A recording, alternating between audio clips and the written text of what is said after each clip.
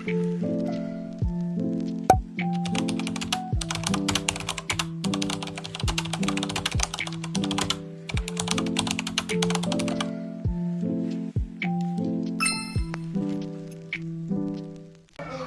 turun juga apa?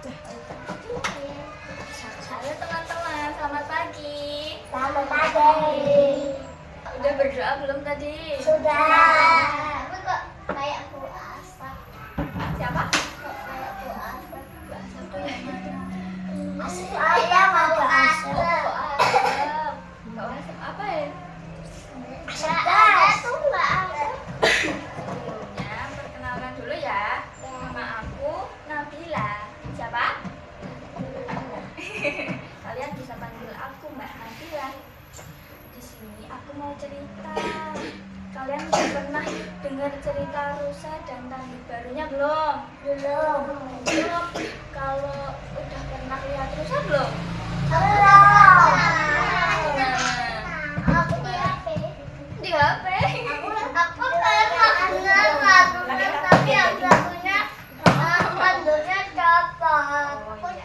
juga pernah lihat tapi ya. Coba itu kan bisa dilihat. Aku mau cerita Rusa dan Tanduk barunya. Aku mulai ya.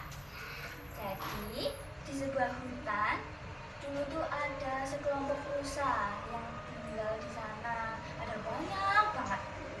Mereka tuh pada seneng banget di sana, pada nari-nari, pada nyanyi. Ada yang lari ke sana, mari loncat-loncat, saking senengnya.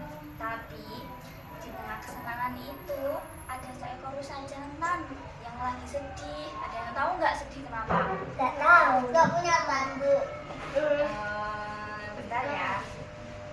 Jadi temannya tuh ada yang nanya gini, Nala, namanya Nala. Nala, kelihatannya kamu lagi sedih. Ada apa Nala? Tanya Nana. Nala hanya menggeleng. Tiba-tiba dia nangis. Lalu rusa itu masuk ke dalam hutan. Sementara itu, Nala, anak rusa jantan itu masuk ke dalam hutan. Sepanjang perjalanan, dia hanya menangis. Beberapa hari yang lalu, ia bercanda sama teman-temannya. Tanpa ia sadari, tanduknya yang satu patah.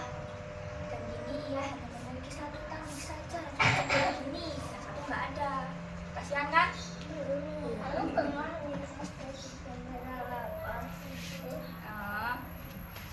Lalu tiba-tiba di jalan dia ketemu sama burung gelatik.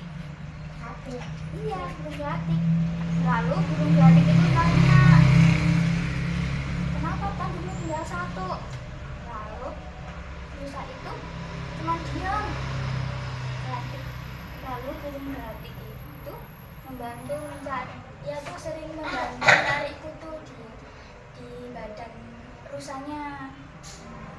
Lalu rusa itu bilang gini, aku sangat sedih waktu bercanda sama teman kemarin, tiba-tiba tanduknya patah. Katanya tuh sedih gitu. mau pakai untuk besi aja. Supaya bisa lah. Iya, nggak bisa. Mana caranya? Terus padahal rusa itu tuh pengen kayak kakeknya. Kakeknya tuh punya tanduk dua gini, gede, gagah, kuat gitu. Katanya biar bisa melindungi semua saudara-saudaranya. Lalu usai berkata kayak gitu, rusa tuh jalan keliling-keliling hutan.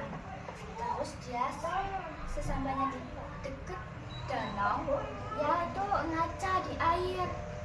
Dia sangat sedih. Ngaca di air kayak gini Kan di air air. bening. Iya, itu bisa ngaca, biar berkaca. Terus kan dia ngaca tuh. Dia tuh sedih soalnya tanduknya tinggal satu tadi. Dia kayak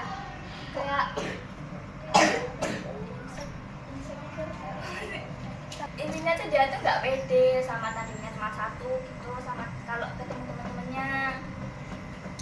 Terus iya mau. Terus dia bilang gini, aku malu. Terus tiba-tiba ada burung ngampiri dia, bilang gini, kamu kenapa bersedih Rusa? Tanya burung kolibri namanya. Burung itu burung kolibri. Terus Rusa mendongak ke atas, dia hanya menggeleng gini ditanyain. Karena dia tuh nggak mau cerita sedih kena apa. Terus tiba-tiba burung kolibrinya bilang gini, aku tahu kamu sedang sedih. Terus Rusa cuma memandangi ke arah temannya itu. Lalu kolibri bilang gini, kamu tidak perlu sedih, hanya karena tandukmu tinggal satu. Itu sering terjadi kok pada Rusa remaja sepertimu. Aku yakin besok tandukmu akan tumbuh lagi dan lebih kuat dan gagah, kata kolibri menghiburnya. Kolibri itu menghibur biar Rusa nggak sedih terus, ya kan? Terus mendengar perkataan kolibri, mendengar kata kolibri membuat Rusa berbunga-bunga. Jadi Rusa senang dibilangin gitu karena sama burung kolibri. Terus ada yang bilang begini, kau tahu kalau tanduk itu seperti kuku, apabila patah mereka akan tumbuh lagi, yang akan digantikan dengan yang baru yang lebih besar dan kuat. Jadi itu walaupun tanduknya udah patah tinggal satu, dan nanti tanduknya bakal tumbuh lagi, jadi sama dia ada dua lagi. Terus Rusa bilang gini, terima kasih atas penjelasannya. Nah, kolibri bilang lagi kayak gini, sama-sama. Nah, sekarang kembalilah ke keluargamu.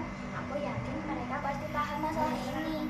Mereka gak akan mengejek ini, kata kolibri. Dengan langkah mantap, akhirnya Nala Rusa Jantan itu kembali ke rumahnya. Sepanjang perjalanan, dia selalu bernyanyi-nyanyi. Beberapa selokan dilemparnya irit. Jadi Rusa tuh senang, soalnya tahu ini tanduknya bakal tumbuh lagi. Lalu saudara Nala pun menyapa begini, hei Nala, dari mana kamu? Nala menoleh lalu sambil bersenandung riang. Sementara itu Nala hanya mengerti. Aneh, dia bersedih. Iya aneh. Soalnya tadi iya. Soalnya tadi kan Rusanya kan baru sedih, terus tiba-tiba senang. Saudaranya tuh bingung kenapa gitu. Terus kata Nala, ini kan di situ ada teman-temannya banyak. Terus Nala gini, teman-teman, boleh nggak aku main sama kalian? Nah, Nala nanya ke teman-temannya yang masih bermain. Terus teman-temannya bilang, kenapa tidak? Dengan tanduknya hanya sebelah itu, kau tetap bisa bergoyang lebih indah. Maksudnya tuh, jadi Nala tuh walaupun tanduknya cuma satu, tapi Nala tuh masih bisa bermain gitu loh, masih bisa senang-senang sama temennya gitu. Jadi kan teman-temannya tuh banyak ya, ada satu rusa tuh namanya Bogi. Bogi itu adalah rusa sang ketua orkes kendang di hutan itu. Gayanya asik, tapi sayang suaranya memekakkan telinga. Lekat tuh Kayak telinganya sakit kalau mendengar yang terlalu keras, itu namanya pekak telinga. ya betul. Tapi Bogi tidak pernah minder. Itulah kelebihannya. Tuhan memang memberi masing-masing hewan kelebihan dan kekurangan untuk saling melengkapi. Mendengar kegalauan Bogi, Nala hanya tersenyum. Kita memang tidak boleh sedih karena kehilangan sesuatu, sebab mungkin setelah ini kita akan mendapatkan sesuatu yang baru, yang lebih baik, dan Nala yakin akan hal itu. Sudah. Jadi pesan moral yang dapat kita ambil adalah kalau kita kehilangan salah satu benda yang berharga milik kita, jangan bersedih, kita harus menerima dengan